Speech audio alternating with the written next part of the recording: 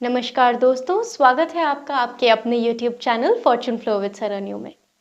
तो दोस्तों 29 मार्च 2025 को साल का पहला पूर्ण सूर्य ग्रहण लगने जा रहा है। ये ग्रहण अमावस्या तिथि शनिवार के दिन घटित होगा, जब सूर्यदेव और चंद्रदेव दोनों मीन राशि के उत्तरा भाद्रपद नक्षत्र में एक साथ स्थित होंगे। भारतीय समय के अनुसार ये ग्रहण दोपहर 2:21 पर प्रारंभ होगा और शाम को 6:24 पर समाप्त होगा। ग्रहण भारत में दृश्य नहीं होगा, इसलिए सूतक काल मान्य नहीं है। लेकिन ये दृश्य नहीं है, इसका ये अर्थ नहीं कि इसके ज्योतिषीय प्रभाव नहीं होंगे। ये बहुत सक्रिय होगा कुछ राशियों के लिए। तो ग्रहों की स्थिति की बात की जाए, यानी प्लैनेटरी अलाइनमेंट, तो इस सूर्य ग्रहण के दौरान मीन राशि में एक विशेष योग बन रहा है ग्रहों का। सूर्यदेव, चंद्रदेव, राहु, शुक्र और बुध, ये सब मिलकर पंचग्रही यानी क्लस्टर ऑफ 5 प्लैनेट्स इस योग का निर्माण कर रहे हैं। और इस दिन शनिदेव भी मीन राशि में प्रवेश करने जा रहे हैं, तो ये दुर्लभ संयोग है। शनि 30 वर्षों के बाद मीन राशि में आने वाले हैं, तो ये गोचर का प्रभाव सभी राशियों पर देखने को मिलेगा।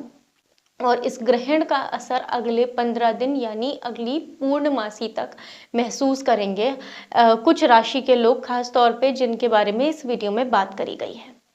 तो बात करेंगे कि किन राशियों पर इसका थोड़ा अशुभ प्रभाव रहेगा और कुछ राशियों के लिए ये शुभता लेकर आया है। तो मीन राशि सबसे ज्यादा centre of focus, centre of attraction आप ही बने हुए हैं इस समय में, क्योंकि शनिदेव आपकी राशि में स्वयं पधार रहे हैं।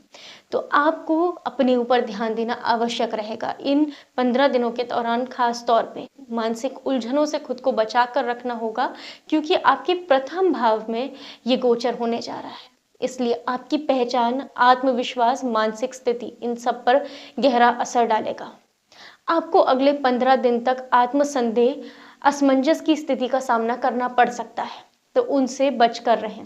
साथ ही सिर दर्द, आंखों में दिक्कत, इस तरीके की समस्या भी हो सकती है आपको। तो किन चीज़ों का ध्यान रखना है? आपको किसी भी तरह के बड़े डिसीजंस इस टाइम नहीं लेने हैं, ना तो करियर को लेके, ना ही जिन लोगों की मैरिज हो रही है उनको लेकर। इस समय थोड़ा सा बड़े डिसीजंस को टालने का प्रयास करें। आप पंचाक्षरी मंत्र का 15 दिनों तक 108 की संख्या में जाप करें। गायत्री मंत्र का भी पाठ कर सकते हैं और ग्रहण के बाद सूर्यदेव को जल अर्पित करें। अब बात करते हैं मीन यानी कन्या यानी वर्गो राशि की। आपके सप्तम भाव में ये ग्रहण बनने जा रहा है, तो आपको संबंधों में सतर्कता बरतनी है। वैवाहिक जीवन और साझेदारी में ग्रहण के कारण आपको कुछ परेशानियां देखने को मिल सकती हैं। तो आपको ध्यान रखना है कि इस समय आपको धैर्य रखना है, समझदारी के साथ काम लेना है। आपके लिए ऐसा हो सकता है कि जो लोग मैरिड हैं उनकी मैरिटल लाइफ में प्रॉब्लम्स आए, पति पत्नी के बीच में मनमुटाव हो, किसी तरह की पार्टनरशिप में गलतफहमी हो जाए, अचानक से ही किसी अननेसेसरी बात पर झगड़ा हो जाए। क्या करना है आपको? 15 दिन तक हनुमान चालीसा का पाठ करना है, माँ तुलसी की सेवा करनी है, शाम को घी का दीपक जलाना है उनके आगे। अब बात करें धनु राशि यानी साजिटेरियस असेंडेंट। आपको घरेलू और भावनात्मक मुद्दों पर ध्यान देना होगा इस समय, क्योंकि आपके चतुर्थ भाव अफेक्टेड होने जा रहा है, जो कि माँ, घर, संपत्ति, इन सब से जुड़ा हुआ होता है। तो घरेलू जीवन में कहीं ना कहीं आप उथल पुथल देखेंगे इस समय। संपत्ति संबंधित जो भी निर्णय है वो टालने हैं। माँ के स्वास्थ्य का ध्यान रखना है 15 दिन खास तौर पे। और परिवार में किसी तरह का तनाव हो सकता है, या वाहन या घर पर कोई ना कोई खर्चा देखने को मिल सकता है आपको इस टाइम पीरियड में। क्या करना है आपको? सूर्य ग्रहण के बाद शिवलिंग पर जल चढ़ाएं और अपने माता पिता का आशीर्वाद लें। आराम से कट जाएगा ये समय अगर आप नित्य 15 दिन तक जाके शिवलिंग पर जल चढ़ाते हैं। अब बात करें मेष यानी एरीज राशि।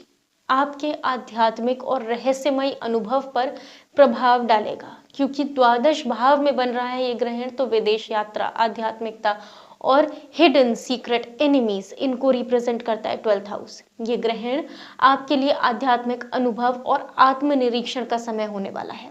विदेश यात्रा के भी योग बन सकते हैं, लेकिन व्यर्थ के खर्चों से बचना है, वो ही एक नेगेटिव एस्पेक्ट है आपके लिए इस ग्रहण का। हो सकता है आपके खर्चों में वृद्धि हो जाए, और इस तरह का अगर कोई समस्या चल रही है कि आपको लगता है कि कोई हिडन एनिमीज हैं, तो इस टाइम आपकी एनर्जीज थोड़ा सेंसिटिव हैं, आपको केयरफुल रहना जरूरी रहेगा। लेकिन आपके लिए आध्यात्मिक उन्नति के योग बनते दिखाई दे रहे हैं, और साथ ही विदेश यात्रा के भी, तो आपके लिए पॉजिटिव टाइम है। ओम आदित्याय नमः इस मंत्र का जाप करते हुए प्रतिदिन ग्रहण के अगले दिन से आपको सूर्य देव को जल देना बहुत शुभ रहेगा।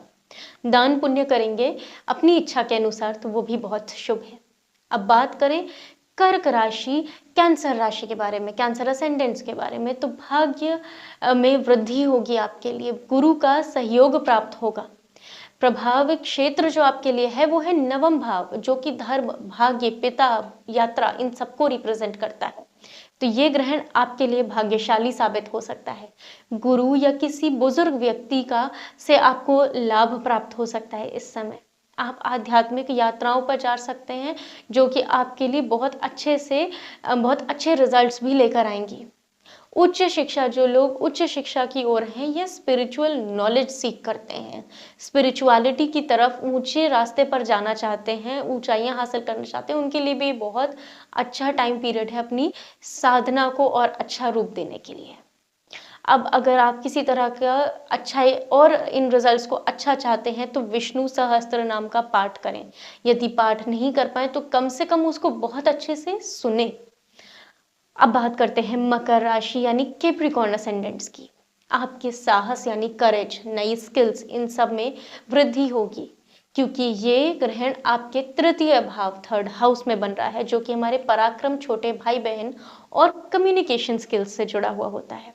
ये समय आपके साहस, आत्मविश्वास और संचार कौशल में सुधार लेकर आएगा। नई स्किल्स सीखना, खुद को व्यक्त करना, इसको आप बहुत अच्छे से परफॉर्म कर पाएंगे इन 15 दिनों के दौरान। और अगर कोई ऐसी डील है, कोई ऐसी चीज़ें हैं जो आप पिछले काफ़ी समय से टाल रहे थे बात करने के लिए, तो वो इस टाइम पीरियड में आप कर सकते हैं। आपके आपके छोटे भाई बहन, सिबलिंग्स के साथ संबंध सुधरेंगे, और अच्छे थे तो और बेहतर होंगे। करियर में आपको एक नई डायरेक्शन मिलेगी, जो आपको और अच्छाइयों की तरफ लेकर जाएगी। आपका सेल्फ कॉन्फिडेंस काफ़ी बढ़ने वाला है इस टाइम पीरियड में, तो उसका बेस्ट यूटिलाइजेशन करें। अगर इन चीज़ों में और वृद्धि चाहते हैं, रिजल्ट्स और बेहतर चाहते हैं, तो हनुमान चालीसा का पाठ करें, हनुमान जी की आराधना करें, सूर्य देव को अर्घ दें हर 15 दिन तक। अब जान लेते हैं कि वो कौन सी ऐसी चीजें हैं जो ग्रहण के दौरान हर व्यक्ति इसको कर सकते हैं। तो आप सूर्य ग्रहण का जो टाइम पीरियड है बताया गया है, उस समय आप ओम नमः शिवाय, ओम आदित्याय नमः इन मंत्रों का जाप करें। इस समय सूर्य देव कष्ट में होते हैं, परेशान होते हैं, तो उनकी आराधना करने से हम कहीं ना कहीं उनको थोड़ा आराम दे पाते हैं। अपना एक छोटा सा हम अगर अपनी तरफ से कुछ कर सकते हैं, तो वो यही है कि उनका ध्यान करके उनको उस कष्ट से मुक्ति मिले, इसकी प्रार्थना करें। ग्रहण के बाद में स्नान करके घर की शुद्धि करें गंगा जल छिड़क कर। अब सावधानियां क्या करनी है? ग्रहण के दौरान भोजन नहीं करना, भोजन करने से बचें। गर्भवती महिलाओं को बहुत ज़्यादा सतर्कता बरतनी है। किसी ऐसे रूम में बैठना है जहां पर बिल्कुल भी सनलाइट ना आ रही हो। ग्रहण के दौरान आपको ध्यान रखना है कि आपको सूर्यदेव को डायरेक्टली नहीं देखना है। अब बात करें कि ये सूर्य ग्रहण कैसा इफेक्ट देने वाले हैं, तो देखिए हमने सारे इफेक्ट्स बता दिए हैं, लेकिन जो ग्रहों की ऊर्जा है ना, ये बहुत बड़ा बदलाव लेकर आ रही है। 15 दिन तक आपको कहीं ना कहीं जिन राशियों के लिए परेशानियां बताई गई हैं, उनको मन थोड़ा अशांत लग सकता है। जिनके लिए लाभ है उनको तो दीर्घकालिक लाभ होगा, पर अगर आप इन रिचुअल्स को, इन उपायों को फॉलो करेंगे, रेमेडीज को, तो आपके लिए कहीं ना कहीं चीज़ें आसान होती हुई दिखाई देंगी। क्योंकि ग्रहों का प्रभाव हमारे ऊपर होता तो ज़रूर है, लेकिन कहीं ना कहीं अगर हम प्रार्थना करें सच्चे दिल से, पूरी श्रद्धा के साथ उन रेमेडीज़ को करें जो हमें बताई गई हैं, तो वो हमारी चीज़ों को आसान कर देते हैं। दोस्तों, अगर ये वीडियो आपको पसंद आया है तो इसको जल्द से जल्द अपनी फैमिली, फ्रेंड्स के साथ, रिलेटिव्स के साथ शेयर करें। चैनल को सब्सक्राइब करें और बेल आइकॉन को हिट करना ना भूलें। ताकि हमारे वीडियो के नोटिफिकेशंस आपको सबसे पहले मिल सकें। मिलते हैं अगले वीडियो में, तब तक अपना ख्याल रखें। जय श्री कृष्ण।